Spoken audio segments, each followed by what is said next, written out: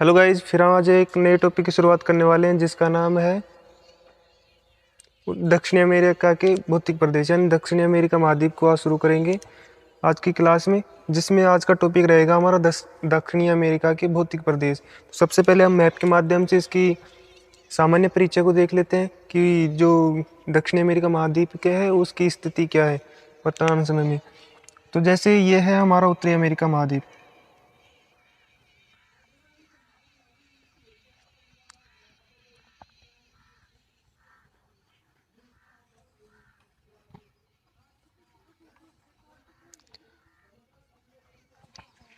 ये हमारा दक्षिणी अमेरिका महाद्वीप है मोटे मोटे रूप से, और ये है, इसको अलग अलग भागों में बांट कर अध्ययन किया जाए। इसके जो भौतिक प्रदेश है वो अलग अलग है, यानी इसको 4 भौतिक प्रदेशों में बांटा गया है, जिसमें एंडीज पर्वतमाला हो गई, पूर्वी उच्च भूमि हो गई, इसके अलावा 2 और हैं जिसमें समुद्र तटीय मैदान हो गए और मध्यवर्ती निम्न भूमि हो गई। ये इस तरह से 4 भागों में बांटा गया है। अब देखिए, जो ये दक्षिणी अमेरिका महाद्वीप है ये अलग कहाँ से होता है, तो यह दक्षिण में तो अंटार्कटिका महाद्वीप है उससे अलग होता है, और उत्तरी भाग में ये उत्तरी अमेरिका महाद्वीप से अलग होता है। तो यहाँ से ये अलग होता है उत्तरी अमेरिका महाद्वीप से, ठीक है। ये यहाँ से उत्तरी अमेरिका महाद्वीप से अलग होता है, कहाँ से, यहाँ से, इसी स्थान पे। यहाँ पे एक संधि बनी हुई है जिसे पनामा जल संधि के नाम से जाना जाता है। ये इस जल संधि के द्वारा ही जो दक्षिणी अमेरिका महाद्वीप है उत्तरी अमेरिका महाद्वीप से अलग होता है। इसी के दक्षिण में यहाँ पे एक जल संधि बनी है जिसे ट्रैक पानेस जल संधि है, जो अंटार्कटिका महाद्वीप है उससे अलग करता है। इस तरह से 2 जल संधियाँ हो गई जो इसको अन्य महाद्वीपों से अलग करती है, जिसमें पहले उत्तरी अमेरिका महाद्वीप और नीचे है अंटार्कटिका महाद्वीप, इन दोनों से अलग होती है। इसके जो पूर्वी भाग है, इस पूर्वी भाग में यहाँ पे अंटार्कटिका महाद्वीप है। इसी के अलावा इधर है प्रशांत महासागर। इस पूरे दक्षिणी अमेरिका महाद्वीप में 13 देश हैं मुख्यतः, जिनमें से 13 देश हैं, जिनमें से जो 11 देश हैं वो तटीय सीमा बनाते हैं, और इसके अलावा जो 2 देश हैं वो तटीय सीमा नहीं बनाते हैं। तो इस तरह से दक्षिणी अमेरिका महाद्वीप है। इसी में जो ये महाद्वीप है इसमें 4 भौतिक प्रदेशों में बांटा गया है इस दक्षिणी अमेरिका महाद्वीप में, जिसमें जो पहली है वो है एंडीज पर्वतमाला। एंड जिस तरह से यहाँ पे हमने रॉकीज पर्वतमाला देखी थी उत्तरी अमेरिका महाद्वीप में, उसी तरह से हम देखेंगे एंडीज पर्वतमाला को। तो ये पर्वतमाला भी क्या है कि दक्षिणी अमेरिका महाद्वीप के पश्चिमी भाग में फैली हुई है, इस तरह से ये है, फैली हुई है। इसके अलावा दूसरा भौतिक यानी पहला भौतिक प्रदेश है जो एंडीज पर्वतीय प्रदेश हो गया। दूसरा है पूर्वी उच्च भूमि, जिसमें यहाँ पे गुयाना का पठार हो गया, ब्राज़ील का पठार हो गया, इस तरह से पेटागोनिया का पठार हो गया यहाँ पे। तो ये इस तरह से, यानी यहाँ पे है गुयाना का पठार, इधर है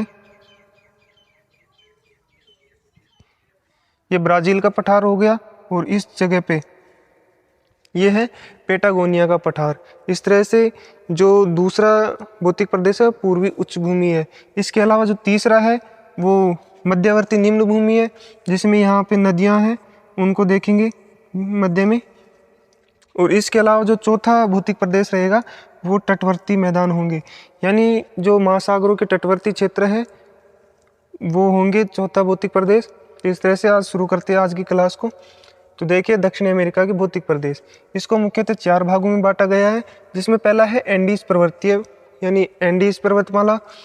इसका जो विस्तार कहाँ पे पाया जाता है, तो इसका विस्तार कैरेबियन सागर से हॉर्न अंतरीप तक, यानी यहाँ से एक सागर है जिसका नाम है कैरेबियन सागर।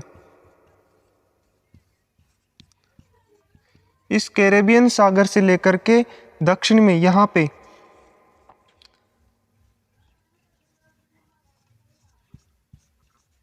हॉर्न अंतरीप तक यह पाया जाता है। कौन सा, ये पर्वतीय प्रदेश, कौन, ये एंडीज पर्वतमाला है। जो इस तरह से इसका विस्तार पाया जाता है। इसकी अगर लंबाई की बात करें तो इसकी लंबाई मानी जाती है 7200 किलोमीटर, जो विश्व की सबसे लंबी पर्वतमाला मानी जाती है। किसको? एंडीज पर्वतमाला को। यहाँ इसी के अंदर एक पर्वत श्रेणी भी है जो इसी दक्षिणी अमेरिका महाद्वीप की सबसे ऊंची चोटी है, जिसको बोला जाता है माउंट एकांकागुआ, जो यहाँ पे स्थित है। कहाँ पे? चिली और अर्जेंटीना की सीमा के ऊपर स्थित है। इसको भी देखते हैं। तो देखिए, ये कैरेबियन सागर और हॉर्न अंतरीप के मध्य में स्थित है। इसको 3 भागों में बांटा गया है। किसको? एंडीज पर्वतमाला को, जिसमें पहला है उत्तरी एंडीज, मध्य एंडीज और तीसरा है दक्षिणी एंडीज, जिसमें देखिए इसको 3 भागों में बांटकर अध्ययन किया जाता है। पहली कहाँ पे? यहाँ पे स्थित एक क्षेत्र है त्रिनिदाद। इस त्रिनिदाद से लेकर के यहाँ पे एक क्षेत्र है, एक देश है इक्वेडोर। इस त्रिनिदाद से लेकर के इक्वेडोर तक यह पर्वतमाला जो उत्तरी एंडीज के नाम से जानी जाती है, यानी इसको भी अलग अलग भागों में 3 उपविभागों में बांटा गया है, जिसमें उत्तरी एंडीज है पहला, उसका विस्तार यहाँ पे पाया जाता है। इसमें 2 ज्वालामुखी भी पाई जाती है जो विश्व प्रसिद्ध है। यहाँ पे एक का नाम है कोटोपेक्सी, जो एक सक्रिय ज्वालामुखी है। इसकी अगर ऊंचाई की बात करें तो 5900 मीटर है इसकी ऊंचाई। किसकी? कोटोपेक्सी जो पर्वत श्रेणी है वो यहाँ पे पाई जाती है इक्वेडोर के अंदर ही। इसके अलावा दूसरी पर्वत श्रेणी और पाई जाती है जिसे चिम्बोरेजो श्रेणी के नाम से जाने, जिसकी ऊंचाई है 6270 किलोमीटर, वो भी इक्वेडोर के अंदर ही पाई जाती है। तो ये 2 पर्वत श्रेणियाँ हैं यहाँ पे पाई जाती है। इसके अलावा इन्हीं पर्वत श्रेणी के यहाँ पे उत्तर में एक झील पाई जाती है जिसका नाम है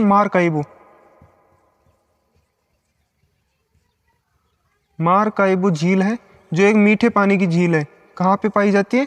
इस स्थान पे ऊपर यहाँ पे पाई जाती है ये झील, जो एक मीठे पानी की झील है। देखिए, जो उत्तरी एंडीज पर्वतमाला है वो त्रिनिदाद से लेकर इक्वेडोर तक पाई जाती है। इसके अलावा कोटोपेक्सी यहाँ की एक पर्वत श्रेणी है जिसकी ऊंचाई है 5900 मीटर, और इसके अलावा चिम्बोरेजो जो पर्वत श्रेणी है उसकी ऊंचाई है 6270 किलोमीटर, जो इक्वेडोर के अंदर ही पाई जाती है। ये दोनों ही ज्वालामुखी पर्वतीय श्रेणियाँ हैं, जिसमें जो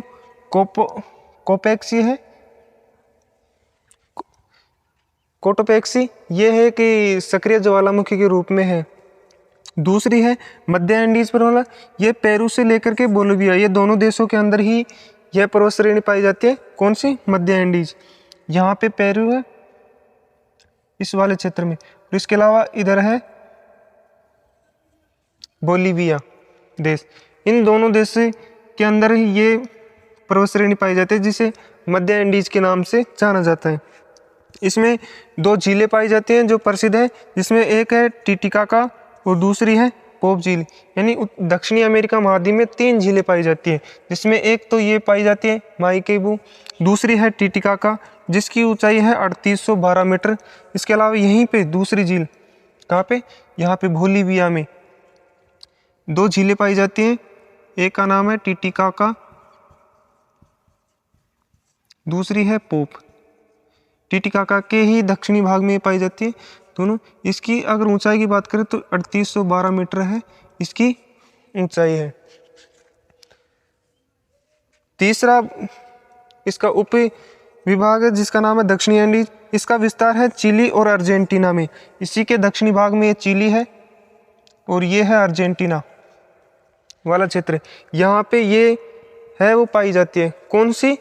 दक्षिणी एंडीज पर्वतमाला, जो इसके अंदर एक पर्वत श्रेणी पाई जाती है जिसको हमने देखा था यहाँ पे, जिसका नाम है माउंट एकांकागुआ। कहाँ पे पाई जाती है? ये पाई जाती है इस वाले क्षेत्र में, चिली और अर्जेंटीना की सीमा के ऊपर ही यह पाई जाती है। कौन सी? माउंट एकांकागुआ। अगर इसकी ऊंचाई की बात करें तो इसकी ऊंचाई है 5960 किलोमीटर। यानी इसकी ऊंचाई कितनी है? 5960 किलोमीटर, 60 मीटर इसकी ऊंचाई है। किसकी? माउंट एकांकागुआ, जो दक्षिणी अमेरिका महाद्वीप की सबसे ऊंची पर्वत चोटी है और विश्व की दूसरी सबसे ऊंची पर्वत चोटी है। ये बात हो गई किसकी? एंडीज पर्वतमाला की। अब बात करेंगे पूर्वी उच्च भूमि की। तो पूर्वी उच्च भूमि को देखते हैं। तो ये पूर्वी उच्च भूमि है, इसका विस्तार दक्षिणी अमेरिका महाद्वीप के उत्तरी पूर्वी भाग में पाया जाता है।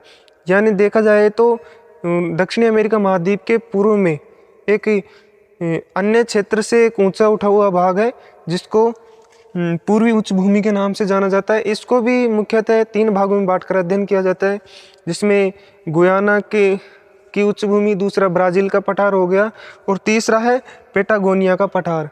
इनको 3 भागों में बांटकर अध्ययन किया जाता है। इसको देखते हैं हम। तो हम बात करते हैं पूर्वी उच्च भूमि की। तो इसको मिटा लेते हैं।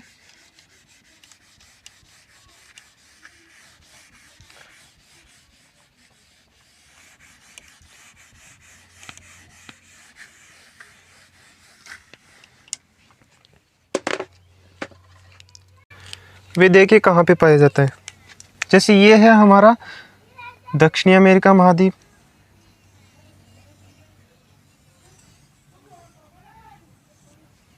ये हमारा दक्षिणी अमेरिका महाद्वीप है। इसमें इसका विस्तार कहाँ पे पाया जाता है? तो इसको 3 भागों में बांटकर अध्ययन किया जाता है, जिसमें पहला है गुयाना उच्च भूमि। तो गुयाना उच्च भूमि ये कहाँ पे पाई जाती है? ये इस वाले क्षेत्र में पाई जाती है,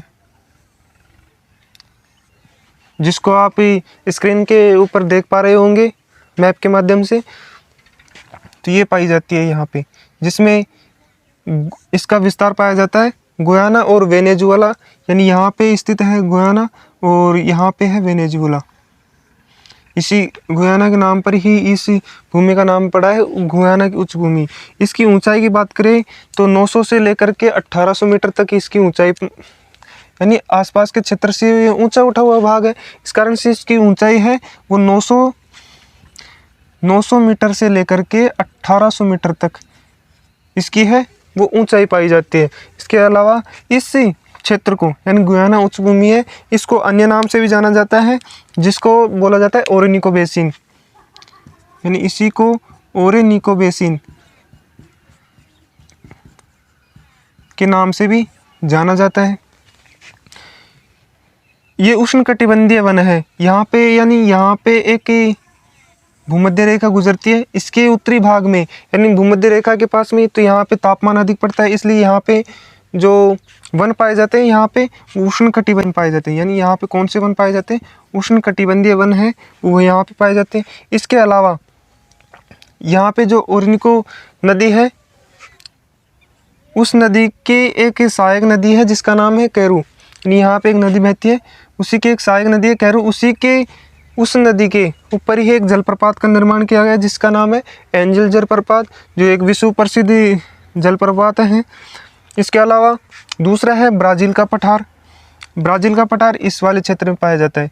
यानी यहाँ पे एक नदी बहती है, यानी ये है एंडीज पर्वतमाला। इस एंडीज पर्वतमाला से निकल करके इस तरह से जाती है। तो इसी के दक्षिणी पश्चिमी पूर्वी भाग में यहाँ से इस पठार का विस्तार पाया जाता है, जिसको आप मैप के माध्यम से देख पा रहे होंगे स्क्रीन के ऊपर। तो देखिए ये है क्या, ब्राज़ील का पठार। यहाँ पे जो ये अमेजन नदी है उसके दक्षिणी पूर्वी भाग में है। इसकी आकृति आप देख पा रहे होंगे त्रिभुज की तरह है। तो इसकी आकृति है वो त्रिभुजाकार है। यहाँ पे खनिजों की दृष्टि से ये क्षेत्र महत्वपूर्ण है, यानी यहाँ पे खनिज अत्यधिक मात्रा में निकाले जाते हैं। लोहा, सोना, चांदी एवं हीरे भी निकाले जाते हैं यहाँ पे। इसके अलावा यहाँ पे पेट्रोलियम भी निकाला जाता है। यहाँ का जो धरातल है वो कठोर धरातल है, जिस कारण से ये उपजाऊ है। और धरातल उपजाऊ होने के कारण यहाँ की जो आर्थिक दृष्टि है, यानी आर्थिक दृष्टि से ये क्षेत्र है वो महत्वपूर्ण है। कौन सा? ब्राज़ील का पठार। तो ये हो गया ब्राज़ील का पठार, जो इधर एंडीज पर्वतमाला से लेकर के इधर अटलांटिक महासागर के मध्य में फैला है। इधर है अमेजन नदी है, उसके दक्षिणी भाग में स्थित है। और इसी के नीचे ये अर्जेंटीना है, लेकिन ये है ब्राज़ील के अंदर ही स्थित है, इसलिए इसका नाम है ब्राज़ील के पठार के नाम से ही जाना जाता है। तो तीसरा इसी का भाग है जिसे पेटागोनिया का पठार बोला जाता है, वो यहाँ पे स्थित है। जो पेटागोनिया का पठार है वो यहाँ पे स्थित है। इधर कौन सी है, यहाँ पे एंडीज पर्वतमाला है और इधर अटलांटिक महासागर, यानी इन दोनों से घिरा हुआ है ये क्षेत्र है। कौन सा, पेटागोनिया का पठार यहाँ पे स्थित है। इसका विस्तार अर्जेंटीना में पाया जाता है, यानी यहाँ पे अर्जेंटीना है। इसके अलावा यहाँ पे चिली है, लेकिन चिली में नहीं, इसका विस्तार नहीं पाया जाता है। तो इसका विस्तार है वो अर्जेंटीना में पाया जाता है मुख्यतः। पश्चिम में एंडीज में, पूर्व में अटलांटिक महासागर से घिरा हुआ है, जो अभी हमने बात की। इसकी ऊंचाई है 300 से लेकर के 900 मीटर तक इसकी ऊंचाई पाई जाती है। यानी आसपास के क्षेत्र से इसकी ऊंचाई, यानी समुद्र तल से इसकी ऊंचाई 300 से लेकर के 900 मीटर तक इसकी ऊंचाई पाई जा रही है। इसका ढाल पश्चिम से पूर्व की ओर है, यानी इस तरह से इसका ढाल है अटलांटिक महासागर की तरफ। तो ये बात हो गई इन दो भौतिक प्रदेशों की। तीसरे भौतिक प्रदेश की हम बात करते हैं, जिसका नाम है मध्यवर्ती निम्न भूमि।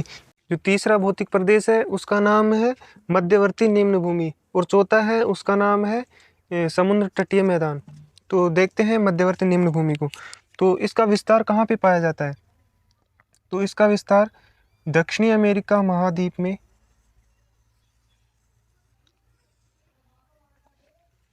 ये हमारा दक्षिणी अमेरिका महाद्वीप है।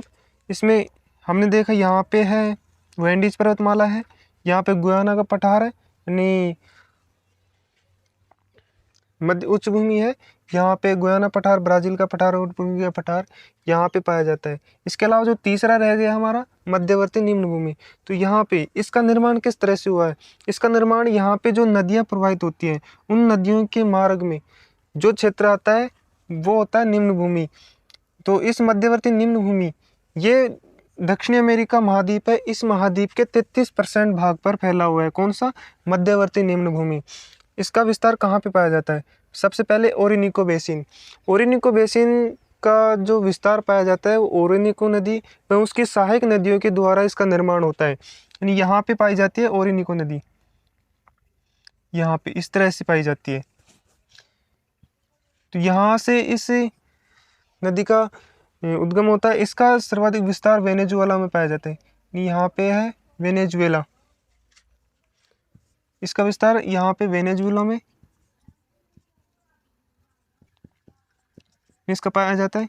यहीं से यह नदी प्रवाहित होती है। इसी के एक नदी और निकल के आती है जिसका नाम है केरू। यहीं पे इस नदी के द्वारा ही एक विश्व प्रसिद्ध जलप्रपात है जिसका नाम है एंजिल जलप्रपात।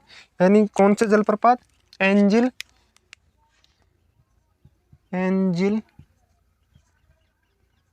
जलप्रपात,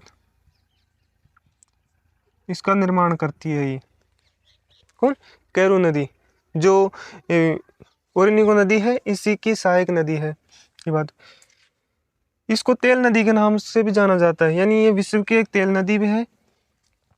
तेल नदी किस लिए क्यों बोला जाता है कि यहाँ पे पेट्रोलियम के भंडार पाए जाते हैं, यानी यहाँ पे तेल के कुएं सर्वाधिक मात्रा में मिलते हैं दक्षिण अमेरिका महाद्वीप में। यहीं से इसलिए इसको दक्षिणी अमेरिका महाद्वीप में तेल नदी के नाम से भी जाना जाता है, जो वेनेजुएला के अंदर इसका विस्तार पाया जाता है। इधर है एंडीज पर्वतमाला और इधर है गुयाना का पठार। तो ये जो क्षेत्र है, ये क्षेत्र इन क्षेत्रों से घिरा हुआ है। कौन से, एंडीज पर्वतमाला और इधर गुयाना के पठार से घिरा हुआ क्षेत्र है, जिसे तेल नदी के नाम से भी जाना जाता है। यहीं पे एक जलप्रपात का निर्माण भी हुआ है जिसका नाम है एंजिल जलप्रपात। इसी के यहीं पे एक झील भी बनी हुई है जिसकी हमें अभी बात की थी, जिसका नाम है मारकैबो। मारकैबो झील है जो एक मीठे पानी की झील है, जो कहाँ पे पाई जाती है, इसी ओरिनिको के साइड में यहाँ पे पाई जाती है। तो ठीक है, दूसरा है, यानी इसको 3 भागों में बांटा था, जिसमें पहला हमने बात के लिए ओरिनिको बेसिन, दूसरा है अमेजन बेसिन। ये कहाँ पे पाई जाती है, ये पाई जाती है अमेजन नदी के मध्य, यहाँ से कि भूमध्य रेखा गुजरती है, और इधर है वो है एंडीज पर्वतमाला। ये यहाँ से निकल करके ये पर्वतमाला, ये नदी है वो इस तरह से जाती है। तो इन्हीं की सहायक नदियों के द्वारा इस क्षेत्र का निर्माण हुआ है। और यहाँ पे जो चित्र बना है उसी को अमेजन बेसिन के नाम से जाना जाता है। इसका विस्तार मुख्यतः ब्राजील के अंदर पाया जाता है, यानी ये ब्राजील क्षेत्र है। और इसका जो आंतरिक भाग है वो चौड़ा एवं भारी भाग इसका सकरा पाया जाता है, यानी इस बेसिन का जो आंतरिक भाग है वो चौड़ा पाया जाता है, और इसका जो भारी भाग है ये वाला ये पाया जाता है सकरा। इसके अलावा जो इसका जो ये भाग है एंडीज पर्वतमाला के पास, ये भी चौड़ा पाया जाता है। यहाँ पे समझ गए होंगे। तो ये जो अमेजन बेसिन है इसका विस्तार ब्राजील में पाया जाता है। ये आंतरिक भाग चौड़ा एवं भारी भाग सकरा पाया जाता है। यहाँ पे जो वनस्पति है वो सघन पाई जाती है। यहाँ पे वनस्पति है वो सघन पाई जाती है। क्यों पाई जाती है? क्योंकि ये भूमध्य रेखा के पास में स्थित है। इस कारण से यहाँ पे तापमान और वर्षा है वो सर्वाधिक मात्रा में होती है, इसलिए यहाँ पे सघन वनस्पति पाई जाती है। तीसरी है पराना पराग्वे नदी बेसिन। इसका विस्तार है अर्जेंटीना, पराग्वे, उरुग्वे एवं ब्राजील के देशों में पाया जाता है, यानी ये हो गया अर्जेंटीना, इसके अलावा ये पराग्वे, ये इग्वे हो गया, और ये ब्राज़ील के दक्षिणी भाग में, ये ब्राज़ील वाला क्षेत्र है इसके दक्षिणी भाग में। इस तरह से यहाँ पे इस बेसिन का विस्तार पाया जाता है। इसका जो उत्तरी भाग है वो ग्रान चाको के नाम से, यानी जो ब्राज़ील के दक्षिणी भाग में जो क्षेत्र है उसको ग्रान चाको के नाम से भी जाना जाता है। ये छोटे क्वेश्चनों में इम्पोर्टेंट है, ग्रान चाको किसे बोला जाता है। तो उत्तरी अमेरिका महाद्वीप में पराना और पराग्वे के जो उत्तरी भाग है ये वाला, इसको ग्रान चाको बोला जाता है। यहाँ पे जो मृदा पाई जाती है वो जलोढ़ पाई जाती है, और यहाँ पे जो पेट्रोलियम के हैं वो भंडार पाए जाते हैं। तो ये बात हो गई मध्यवर्ती निम्न भूमि की। चौथा जो भौतिक प्रदेश है वो कौन सा है? वो है जिसका नाम है समुद्र तटीय मैदान। समुद्र तटीय मैदान, इसका विस्तार कहाँ पे पाया जाता है? ये चौथा भौतिक प्रदेश है, इसका विस्तार पाया जाता है समुद्र तटीय क्षेत्रों के अंदर। तो समुद्र कहाँ पे? एक ये है प्रशांत महासागर इधर, और इधर है अटलांटिक महासागर। इसके तटवर्ती क्षेत्रों में यहाँ पे इसका विस्तार पाया जाता है। इसके अलावा इसका जो यहाँ पे इसका विस्तार पाया जाए प्रशांत महासागर के तट के ऊपर, और इधर अटलांटिक महासागर, इनके तटों के ऊपर इसका विस्तार पाया जाता है। इसके अलावा इसका जो सर्वाधिक मात्रा में जो विस्तार पाया जाता है वो पश्चिमी भाग में पाया जाता है, यानी यहाँ पे पूर्व में तो, यानी जो पूर्वी क्षेत्र है वो पूर्वी क्षेत्र सकरा पाया जाता है, और इसके अलावा जो पश्चिमी भाग है वो पाया जाता है चौड़ा। इसलिए जो पश्चिमी भाग है उसी पश्चिमी भाग में नगरों का आविष्कार हुआ है। ठीक है, समझ गए होंगे। तो हमने बात की है अब तक, जिसमें पहला था इसका सामान्य परिचय कि दक्षिण अमेरिका महाद्वीप उसकी स्थिति क्या है, कहाँ पे है, और किन जल संधियों के बीच में इसकी स्थिति है।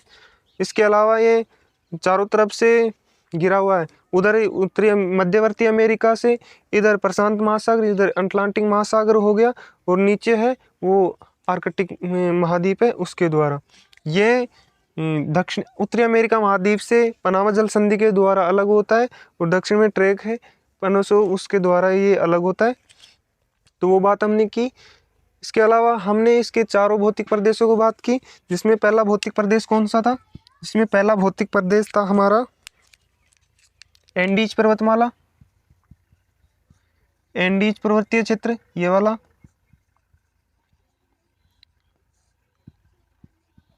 दूसरा हमने बात की